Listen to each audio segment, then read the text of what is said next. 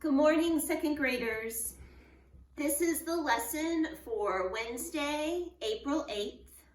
I'm going to begin with Bible. Remember yesterday we read about how Judas Iscariot betrayed Jesus for 30 pieces of silver and Jesus was taken prisoner. We also read about how Peter denied being his disciple 3 different times, and both of those things Jesus had told them they would do. So Jesus is a prisoner right now, and he is going to be put on trial. And that's where we're going to begin reading today in Ergemeyer's Bible storybook. We're reading The Darkest Day in All the World. And it is based on scriptures in all of the Gospels, Matthew, Mark, Luke, and John. As the trial went on, Judas became greatly troubled. He had hoped that Jesus would free himself from his enemies by some miracle. But Jesus was allowing himself to be helpless in their hands. Judas hurried to the chief priests and scribes, saying, "I have sold an innocent man. I have sinned." They looked at him scornfully and asked, "What is that to us? You yourself must answer for your sin." Turning away, they refused to take back the money they had given him for betraying Jesus. Judas threw it on the floor of the temple and ran out. Finding a lonely place, he hung himself. Soldiers led Jesus before the Roman governor Pilate, who knew nothing about Jesus. Pilate took him into the judgment hall and talked with him. Afterwards, he said, "I find no fault in this man." But the leaders stirred up the mob to shout, "Crucify him, crucify him. He stirs up the people throughout the country, even from Galilee." When Pilate heard this, he says, "This man belongs to the country that Herod rules." Herod was a son of the king who had tried to kill Jesus when he was a baby. Pilate sent Jesus to Herod at once. When the soldiers brought Jesus bound with chains, Herod was glad. He hoped that Jesus would do a miracle before him, but Jesus would not answer even one of Herod's questions. With his soldiers, Herod mocked Jesus, dressing him in rich robes and pretending to honor him as a king. Then he sent Jesus back to Pilate. Now Pilate's wife was greatly troubled about Jesus, for that night she had dreamed about him. She pleaded with her husband to set Jesus free, saying, "He is a just man, not worthy of death." Pilate, too, wanted to free Jesus. He told the mob, "Both Herod and I have examined this man and find no fault in him." But the mob cried, "If you set this man free, you are no friend of Caesar, and Caesar will not want you for our governor." Pilate was afraid. He talked to the restless mob about another prisoner, a robber named Barabbas, who had caused the Jews much trouble. Pilate asked, "Shall I release to you Barabbas, the wicked robber, or Jesus?" With loud cries, the mob answered, "Set Barabbas free." Pilate asked, "What shall I do with Jesus?" And they answered, "Crucify him, crucify him."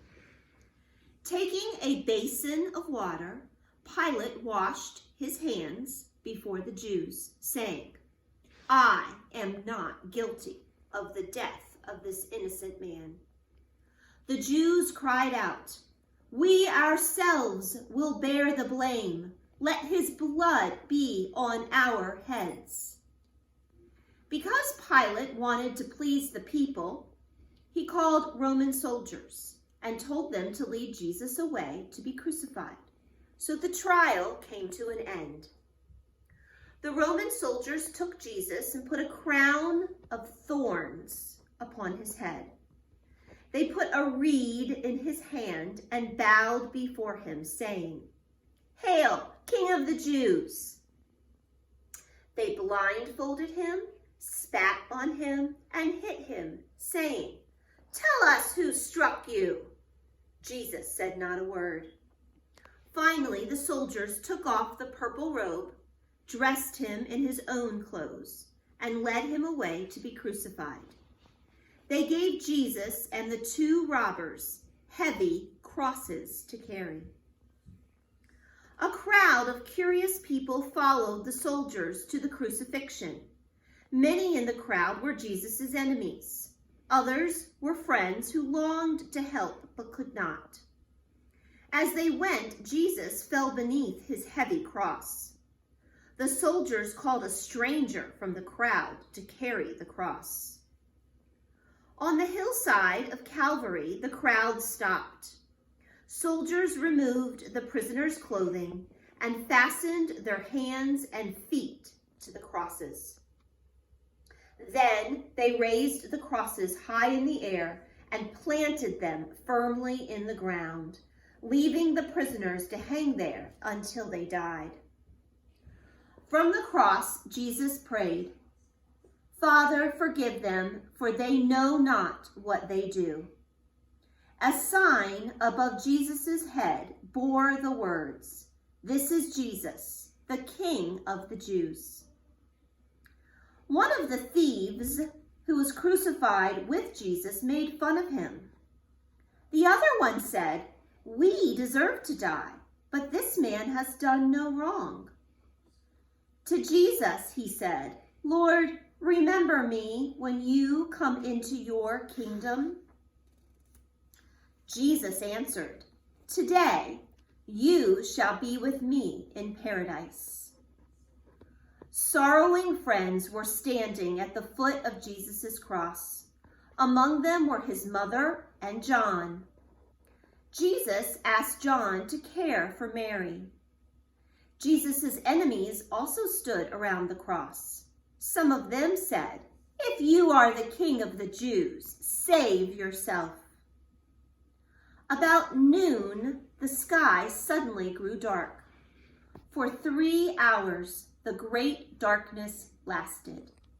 Then Jesus cried with a loud voice, saying, "It is finished." The Roman captain standing near the cross said to his soldiers, "Truly, this man was the Son of God." Here's a picture. The story's not done there, boys and girls. Tomorrow we will read about what happens next. Why don't you take a break? You may want to say your Bible verse with me on one of my videos on YouTube. You may want to sing the hymn of the month, or you may want to do your math facts because we're going to start math when you come back. All right, push pause and I'll see you in a few minutes. Welcome back, boys and girls. We're going to begin math with just a little bit of review. We began our measurement unit talking about length, and we measured in US customary units of inch, and we know 12 inches is a foot. And we also measured in metric units of centimeters and meters. We then went on to capacity, which is the amount a container can hold. We measured in US customary units such as cup, pint, quart, and gallon. We measured in metric units of milliliter and liter. We then went on to weight. the heaviness or mass of something. We measured in U.S. customary units of 1 ounce or 1 pound, used a scale or a weight here, and in metric units, in grams and kilograms, to measure the weight or mass of something. Now, today we're going to talk about measurements some more, but today we're going to talk about measuring the temperature. And we're going to talk about measuring the temperature in the U.S. customary unit of Fahrenheit. Fahrenheit is what we measure the temperature in the United States. When you hear a weather forecast and the weatherman is telling you what it's going to be like today, he gives you the degrees in Fahrenheit. In science, I believe you have talked about the freezing and boiling points of water. Water will freeze at 32 degrees Fahrenheit. And the boiling point of water, which wouldn't even be on my thermometer here, would be 212 degrees Fahrenheit. Now, if you think about a thermometer, we can also think about the seasons. So, for example, in the winter, when you need to wear a heavy coat and a hat and maybe some gloves, it's going to be very cold, and it's likely going to be in the below 40, we will say. Likely will be. If you think of in the fall, when you don't need such a heavy coat, but you might need a light jacket, it's a little bit chilly out, then it likely will be somewhere probably in the 40 to 60 degree range. You just need a light jacket. If you think of the springtime right now, we're having some lovely days, and it's usually between 60 and 70. We have some 50-degree weathers now, but it's similar. It's a little bit warmer than the fall. And sometimes you can go out without a jacket. And then, of course, there's the summer when it can get quite hot, and it's often above 80 degrees. And often we want to go swimming in a pool in our bathing suit to cool off.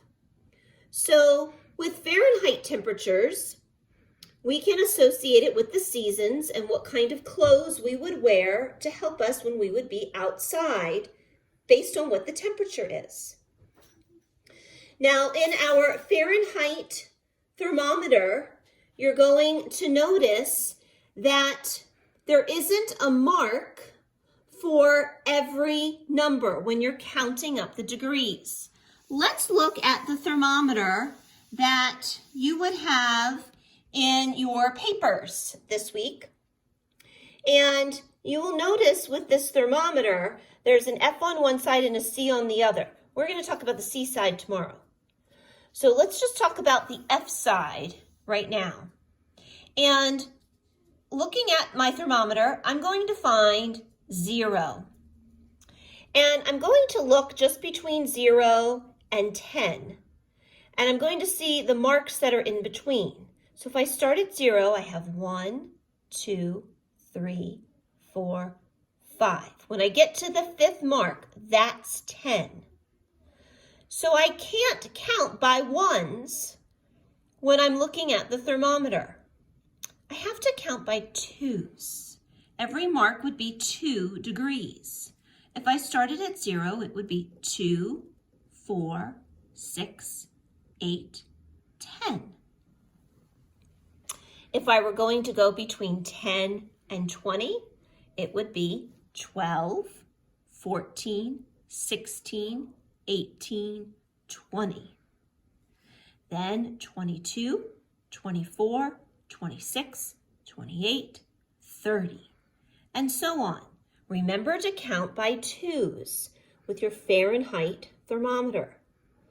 Now, today, you're going to be doing 2 math worksheets.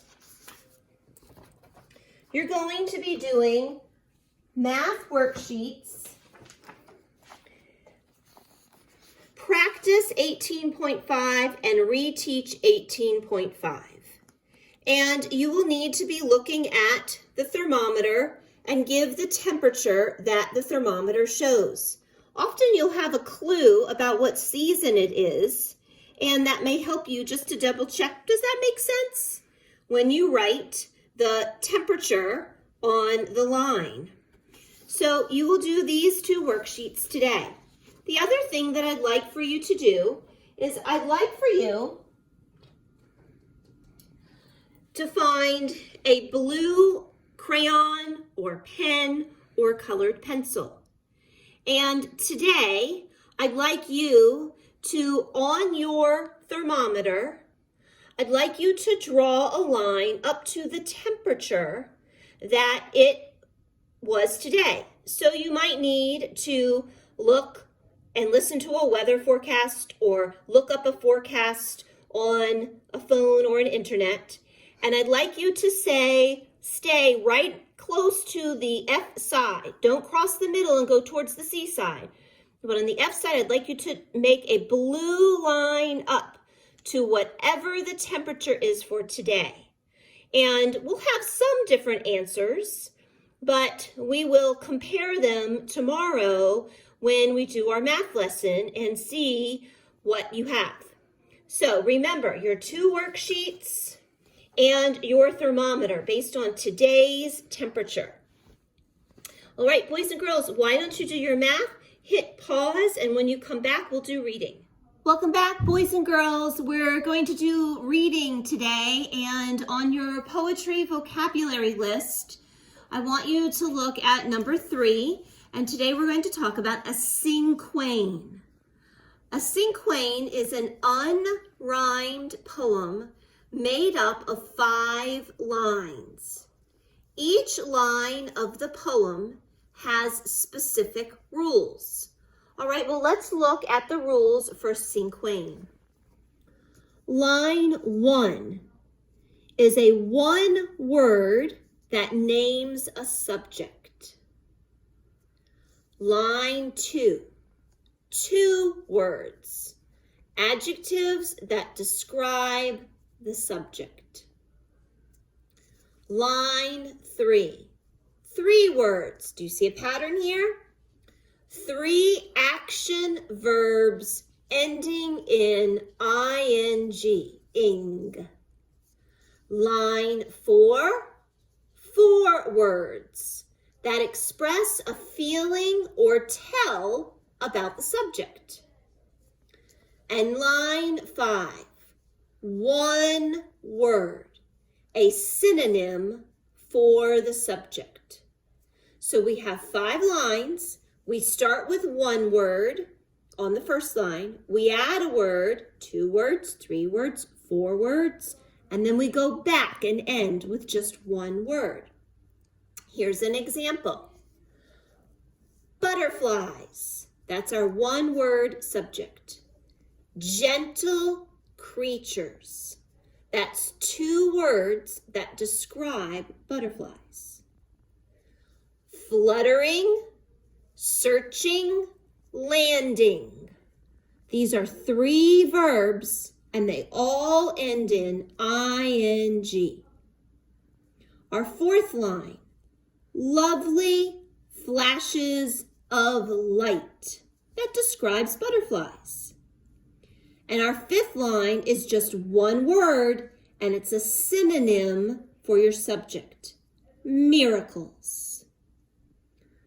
Okay, let's take a look at this cinquain. The rules were followed here, but I also want you to see how each line begins with a capital letter. There are no end marks. The only punctuation that you need to look at are the commas here on line 3, separating the verbs. So, capital letters, no end marks, and only 2 commas. The other thing I want you to see is how it is organized.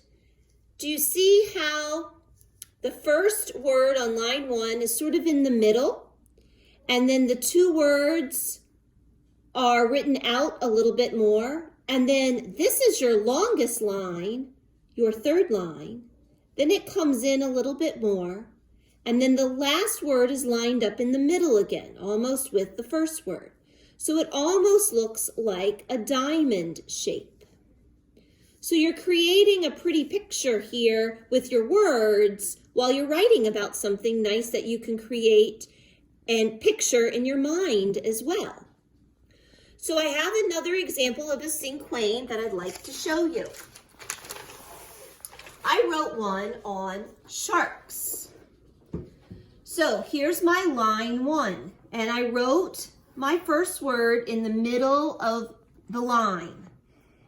Sharks, capital letter. The next line, 2 words. I had to scoot out a little bit so that I could be underneath it, but I started a little bit closer to the margin.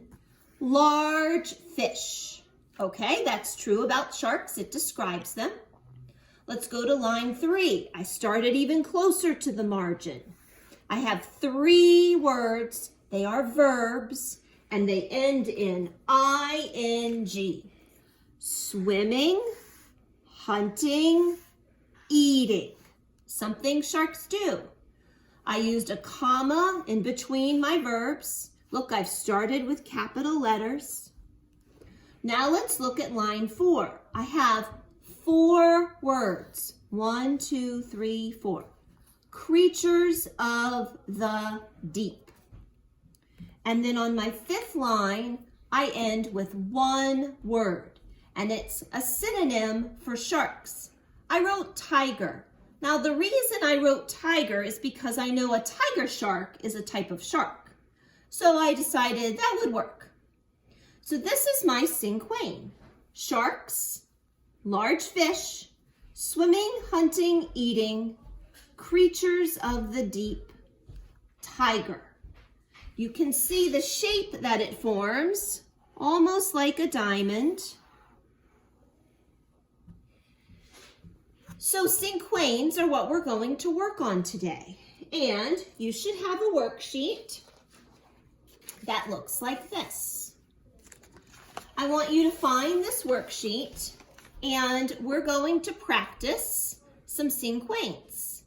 On this worksheet, it reviews the rules, and then we have a couple ones to practice. So let's do that. Up at the top, write your name on the line. A cinquain is an unrhymed poem made up of 5 lines. Each line of the poem has specific rules. We're going to look at the very first cinquain, and we see here's the picture of a lion. Line 1, 1 word that names a subject. Well, it's named right here. They started it for us, lion. Line 2, 2 words that describe the subject. They did that for us as well. Big cat. That's very true. Line 3, 3 verbs that describe actions related to the subject. And remember, you need to end in ing. And they've started one for us, stalking. Lions like to stalk their prey. So you can come up with 2 more of your own ing verbs, but for practice, I'm going to put a comma there, and I'm going to write in roaring. You can choose to write roaring as well, or maybe you have another one. And then I'm going to put my comma. Here's my ing word. It's a verb. Lions like to roar. So now we have stalking, roaring, and then I'm going to put sleeping. Whenever I go to the zoo and I see the lion, he is sleeping. So I'm going to put that there. Again, another ing word. Okay, so I followed line 3, 3 verbs. I'm at line 4, and there are 4 spaces. I need to come up with 4 words that express a feeling about the subject or tell about the subject, like our definition says on our worksheet. I'm going to say, King of the Jungle. Now, I have 4 words here. Sometimes a lion is known as the king of the jungle. I started with a capital letter, just like all the other lines. I didn't use any end mark. And now I'm ready to go on to line 5. I need to think of a synonym for lion. Well, a lion is a mammal. I think I'll just write that there. And my cinquain is done. I have followed all the rules. For your work today, I want you to finish the cinquain that's here on the worksheet about diamonds. You've been given the first line. That's your 1-word subject. You need to come up with line 2 and line 3. They've started you with 1 verb, sparkling. It's an ing word. Don't forget your commas there. Go ahead and finish your cinquain on diamonds and then stop. Tomorrow, you'll write your own cinquain and we'll talk about how you'll put that as your final copy on the lined paper I gave you. Go ahead and enjoy creating your cinquain, and if you have the opportunity, you can review your spelling and your phonics.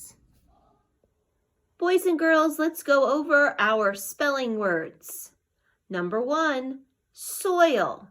S-O-I-L, soil. Coin.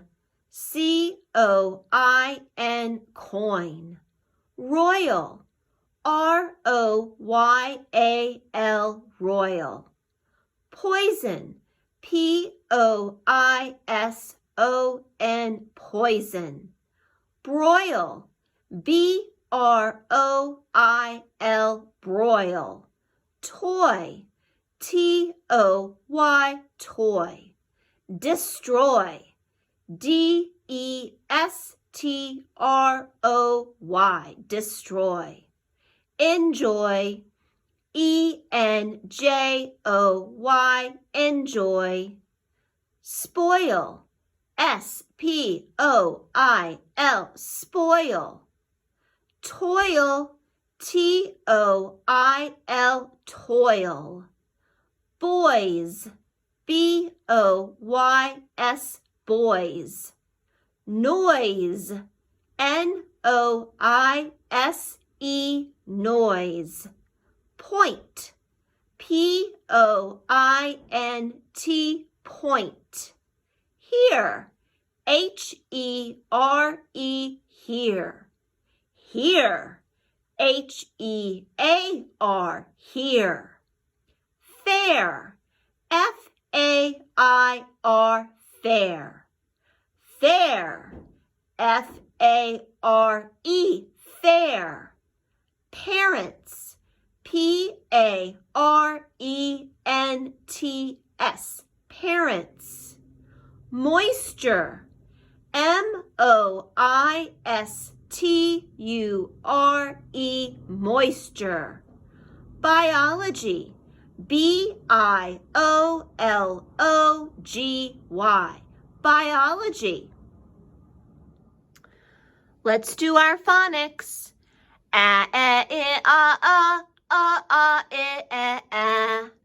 Spellings, A curve, E curve, I curve, O curve, U curve. Sound, E. Spellings, E mark, E, E blank E, E-A, blank Y, blank I-E, blank. Sound, Z. Spellings, Z blank S. Sound, Th. Other sound, V. Spellings, T-H. Sound, I. Spellings, I mark, I blank E, blank I-G-H, blank Y, blank I-E. Sound, N, spellings N-K-N blank. Sound sh, spellings S-H blank T-I blank blank C-I blank. V, plural rule. Change the F to a V and add blank E-S. Plural rule. When a word ends in S, SS, X, SH, CH, or Z, you add blank ES. Y, plural rule. Change the Y to an I and add blank ES. Sound A, spellings A mark, A blank E, AI blank, blank AY. Schwa sound, spellings A dot, E dot, O dot. Sound, O, spellings O mark, O blank E, OA blank, blank OW, blank OE. Sound, R, spellings RWR blank. Sound, OO, spellings double O mark, 2 dot U, U blank EW, blank UE. Sound, U, spellings U mark, U blank EW, blank UE. Sound, spellings ERIRUR. Sound, F, spellings FPH and sometimes GH. Sound, K, spellings CK blank CK. Sound, M, spellings M blank MB. Sound, NK, spellings blank NK. Sound, NG, spelling blank NG. Signal letters EIY. Sound, S, spellings CE, CI, CY. Sound, J, spellings GE, GI, GY, blank DGE. Sound, X, spellings X blank CKS. Sound, E, spellings E curve, EA curve. Sound, Ch, spellings CH blank TCH. Sound, W, spellings WH blank. Sound, Qu, spellings QU. Sound, OW, spellings OWOU blank. Sound, R, spelling AR. Sound, OR, spelling OR. Sound, AW, spelling AWAU blank double dot A. Double dot A will be found in spellings like double dot ALK, double dot ALL, double dot ALT. Sound, OI, spellings OI blank, blank OY.